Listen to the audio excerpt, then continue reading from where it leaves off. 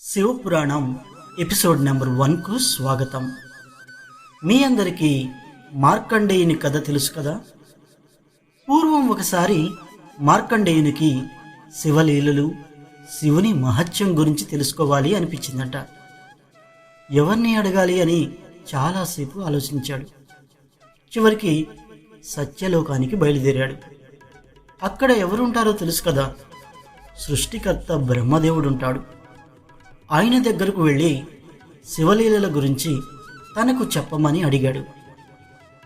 ఓ మార్కండేయ, శివలీలల గురించి చెప్పాలంటే నా వల్ల కాదు నాయనా. అయితే నీకు చెప్పగలవారు ఒకరున్నారు. నీవు విష్ణువు వద్దకు వెళ్ళు.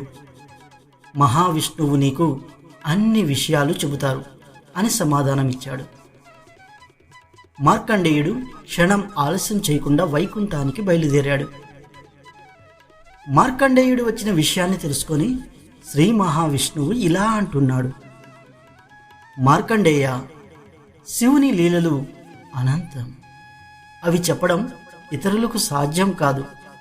కాబట్టి నీవు శివుని వద్దకే వెళ్ళు అని చెప్పాడు మహావిష్ణువు. మార్కండేయుడు కైలాసానికి వెళ్ళి ఈశ్వరునికి నమస్కారం చేసి ఇలా అంటున్నాడు. స్వామి, దేవదేవ, తమరి లీలలు వినాలని వచ్చాను. అవి చెప్పండి స్వామి అన్నాడు. దానికి శంకరుడు, మార్కండేయ, నా లీలల గురించి నీకు వివరింపగలవాడు ఒక్కడే ఉన్నాడు.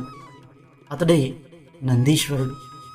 కాబట్టి నీవు వెళ్ళి అతడిని ప్రసన్నం చేసుకో అని చెప్పి పంపించాడు శంకరుడు.